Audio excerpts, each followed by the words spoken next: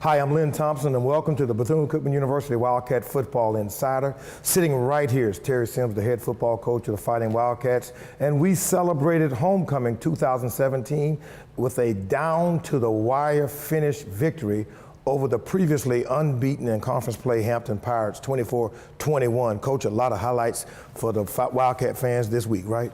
A lot of highlights. I think we had an exciting football game. It was an exciting college football atmosphere. Just a great day in Wildcat land. Such a great day that we're going to pause right now and throw you right there in the middle of highlights 2017 homecoming. Homecoming. One for our last homecoming. Y'all gonna see. We got something special for y'all today, man.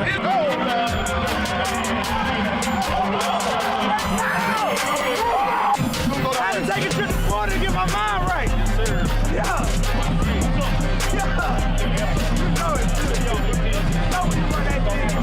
You know what fire got y'all. Second down and 8 to go for BCU. Snap, play action for Brim. Throws deep towards the middle. Caught by John Thomas at the 50. Thomas at the 40. Slips out of a tackle near side 30. At the 25. Cuts back at the 20. And he's finally tackled down at the 17-yard line. The ball comes out on the play. Takes the snap. Pirates delay blitz. He airs it out. Deep right side. Has a man. And Frank Brown brings it in front of the back pylon. Touchdown. Maroon and gold. Post corner route. Some people call it a flag route. And he actually made a great move, but the throw was perfect. Larry hit him at the back of the end zone. I called that meet me at the corner. Last homecoming. I gotta go out with bang. Backpedal, still has time. Zips it far side of the 45. A sideline grab, and the referee say he stood in. He goes to Kevon Mitchell, and BCU has a 1st and 10. Good pocket, has a lot of time now, spins out to the left. He throws on the run at the 16-yard line, a sideline attempt, and it's brought in by BCU. High snap, gets it down, hands off. Ismay stretches to the left side, sheds a tackle with a 10. Tupac on his feet, he looks for Pater, dives to the pylon. Touchdown, maroon and gold. They'll give it off to McKenzie, who stood up on the right side of the line. Brim throws right side, caught by Davis to the flats of the 25. Cats out outside the 20. He will throw flats far side, low catch, it's made to the 20-yard line at the 15. He'll hand it off to the left to Johnson, and Johnson smothered to the 25-yard line. Play action for Brim. Pressure comes. They look to set up a screen. It's caught at the 29-yard line. He's at the 35. Ismay at the 40. Cuts far side. Ismay 45. He's at midfield. At the 45, 40. 35, 30. Tupac running at the 20. At the 15. 2 men chasing. And he's tripped up at the 5-yard line. Then he throws. Passes tipped to the line of scrimmage and incomplete. It's a draw for Williams. Jukes at the 30. And then a late lean will take him out to the 33-yard line. Tackled by Trenton Bridges. Taken at the 15-yard line on a low bounce. And Knight will be dropped right there. Immediately tackled by Cameron Rigby. Tosses at the 15, incomplete. Here's the snap. They will pass. Williams steps up, and he's hit from behind. Loses the football at the 45-yard line. Picked up by the Pirates. Hampton runs to the near side, and not much there.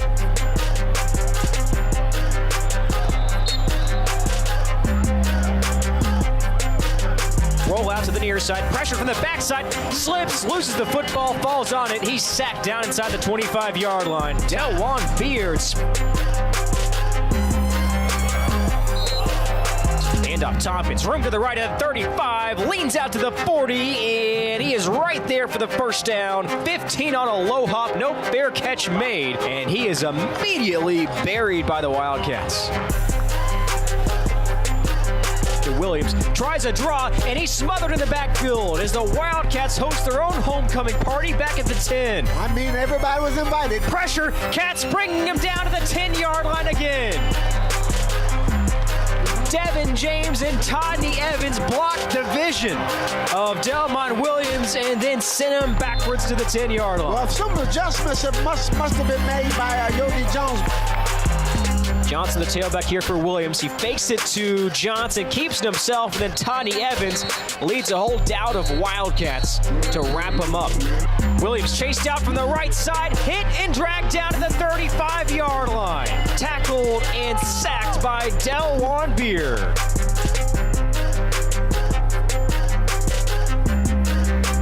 Side tosses on the run, caught by Brown at the 45-yard line, turns to the right, and he's got a 1st down to the 44. rim. Here's the snap. Pressured off the edge. Steps up. Throws to the middle. Frank Brown with a leaping grab at the 35. He hangs on and moves the sticks for BCU.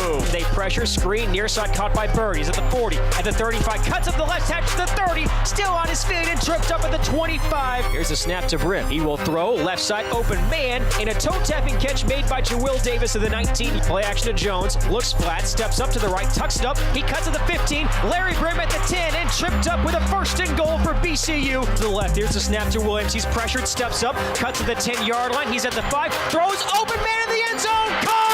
Will Davis, touchdown, maroon and goal.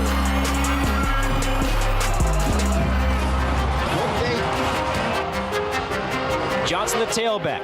Play action. They set up a screen, batted away. Denied by Todney Evans at the 35.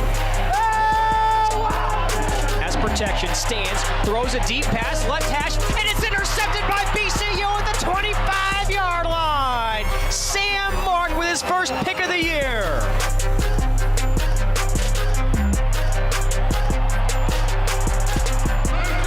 (24-21) BCU leading. Snap, hold, the kick has the distance. It's up and it's no good. He missed it to the left, and the Wildcats hang on in a homecoming thriller. BCU rushes the field, 24-21. The Wildcats give Hampton its first loss in MEAC play. Hey, told y'all I was going out like a champ. Now, living legend right here. On the road, from the MEAC SWAC Challenge to the Celebration Bowl, everyone is competing from start to finish. A MEAC championship is not only on the line, but so is a trip to the new Mercedes-Benz Stadium. Each game will count, from the first to the last. With dominating offenses and powerful defenses, we leave it all on the field. And at the end of the road, only one team will be standing as the MEAC football champion. And we'll see you in Atlanta on December 16th. The biggest rivalry in HBCU sports is back on Saturday, November 18th. The Bethune-Cookman Wildcats and Florida A&M Rattlers return to the Camping World Stadium in Orlando for the Florida Blue Florida Classic. Be there for the 38th annual showdown, including the highly anticipated Battle of the Bands between the world-famous Marching Wildcats and Marching 100. Proceeds benefit scholarship programs at BCU and FAMU. Tickets are as low as $20. Get your tickets today at floridaclassic.org. In the Mid-Eastern Athletic Conference, success for our student athletes isn't just measured by wins and losses, points on the scoreboard, or individual stats. It's also measured by their performance in the classroom, in the community, and ultimately graduation.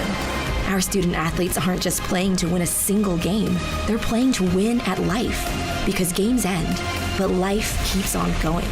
The MEAC, educating student athletes for the game of life.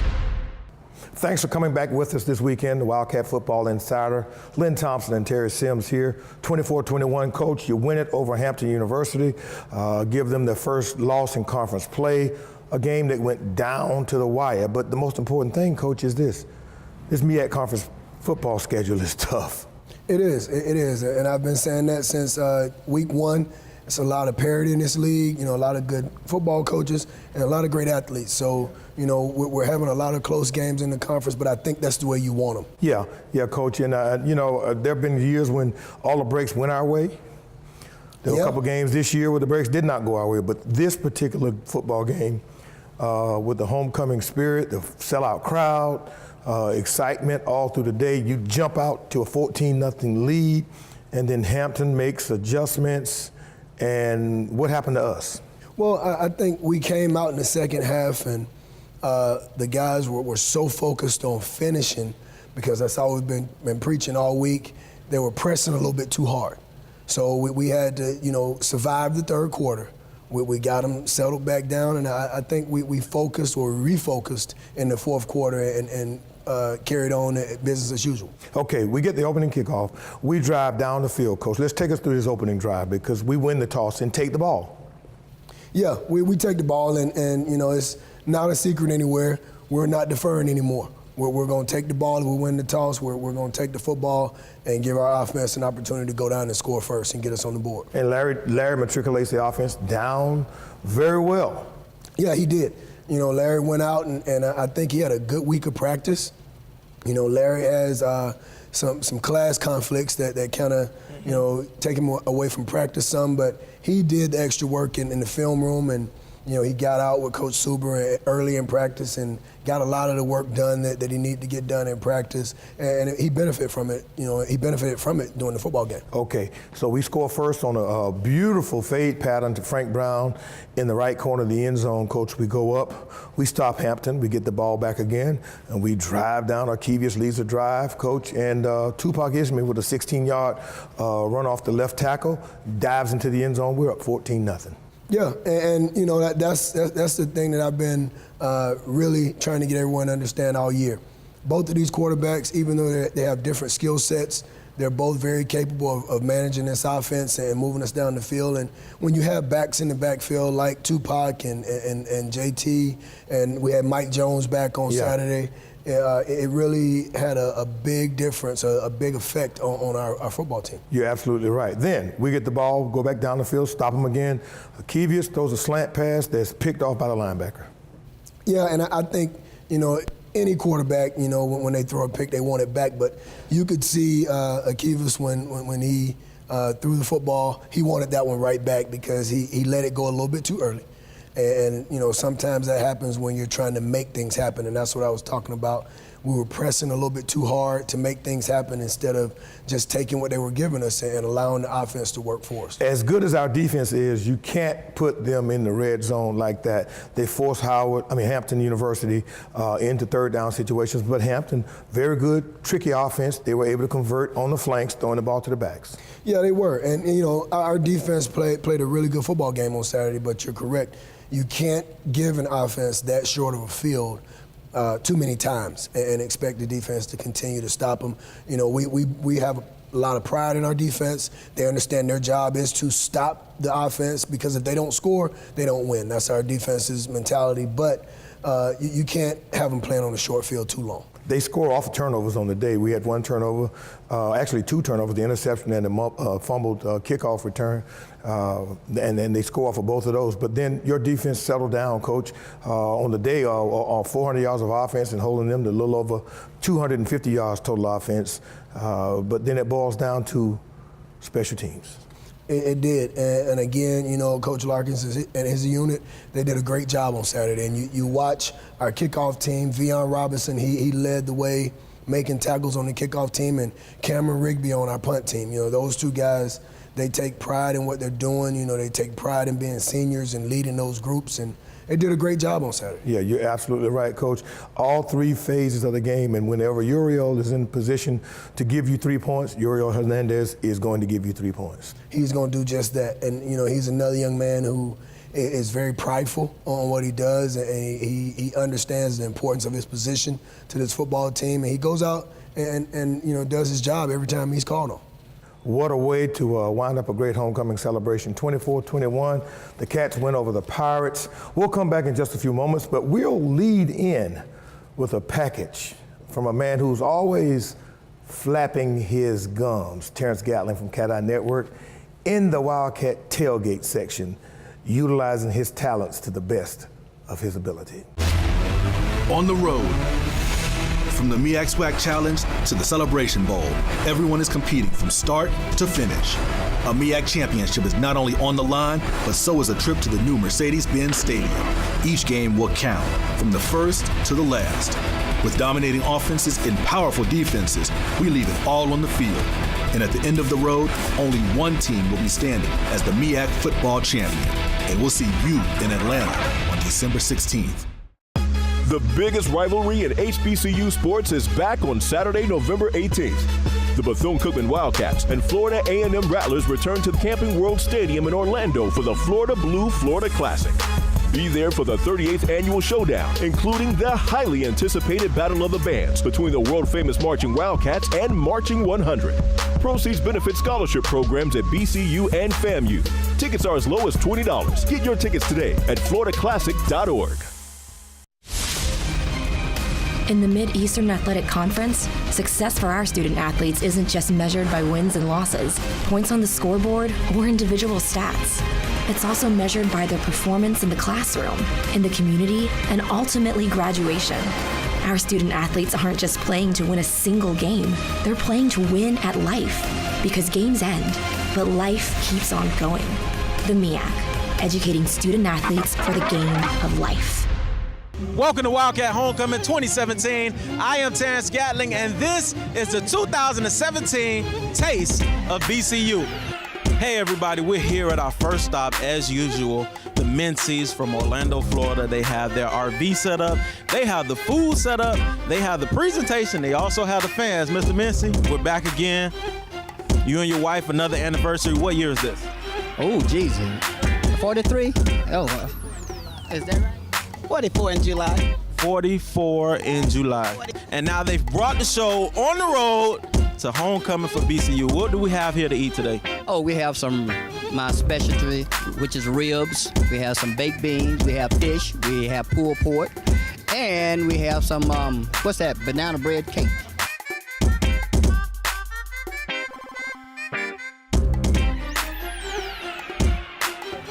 Hey, I'm back with Miss Cynthia Walker-Bland. She doesn't want me to say her class. I'm sorry, she didn't want me to. She graduated at some point in time between 1904 and 2017. So 4 is a better. So what are you guys doing out here today? We're out here enjoying all of the festivities that surround our homecoming. We're just so glad to be back, and we bring greetings from the Orange County Alumni Chapter. So if I live in Orange County, how can I sign up for the Alumni Chapter? If you live in Orange County, you can go to bcuorangecountyalumni.org, and that is our website. You can join membership. And also, we got a fantastic event coming up next year where we'll be celebrating 50 years of alumni services. And so we'll be hosting our National Alumni Convention next year, June 27th through July 1st in the beautiful city of Orlando, Florida.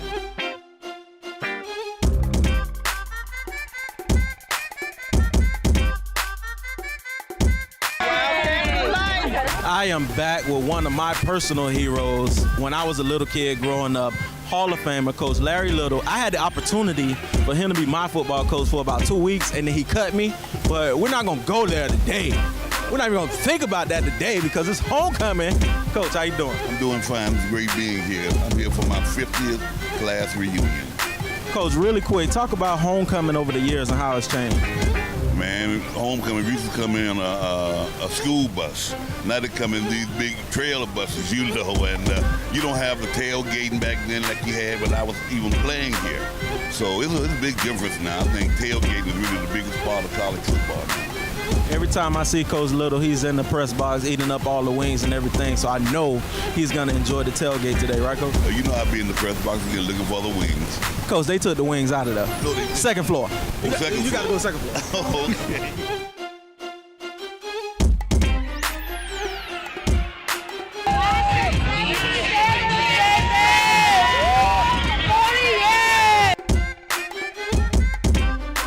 She's here from Orlando, and she's shaking her pom-pom. She's having a good time here at the tailgate. She's getting big. We've been interviewing her for the past, this is going to be the 3rd year? 4th year? Oh, since she's 3, she's 21 now. Happy birthday!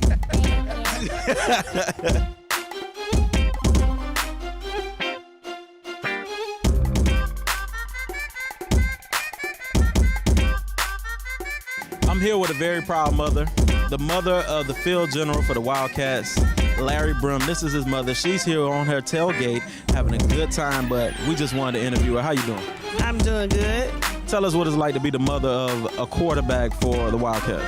Wonderful. I didn't know my child was going to do what he's doing, but he's doing a good job. What do you have over there? We have some steak. We have fish and fries. We also have some pork steaks and baked beans and potato salad. I love you, son, you know, and I wish you the best. I always tell you to take God first in your life and move on.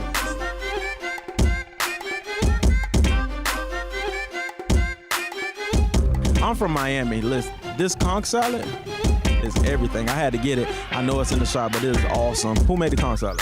Tracy Whitehurst, a Bethune alum. This is the most organized tailgate I have ever seen. They also have names for the plates for everybody. I didn't see my name on any plate over there, but I guess they're going to get that together. Hey, I'm here with David Howard, the head basketball coach at Atlantic High School. also member of Omega Psi Phi. How you doing today, Coach? I'm good. Celebrating 30 years in this great fraternity, enjoying the homecoming festivities. Really enjoying it. It's a great turnout today. Deltas, they're here. Ladies. The big dogs, Dre Day, the Delta Beta Alphas, we in here. You know, BCU Young Alumni. It's homecoming season. It's swole. We're turning up out here. Shout out to Delta Beta, the undergraduate brothers. We're doing the tailgate the right way. BCU Wildcats gonna beat Hampton University, and this is how we turn up. Make some noise for Wall! How you doing, homecoming? I'm doing good. It is a phenomenal homecoming 2017. Let's go Wildcats. Hey, this is the man that gives the prayer before every game. Give us a prayer real quick, Real Sergeant. Lord, do it. Amen.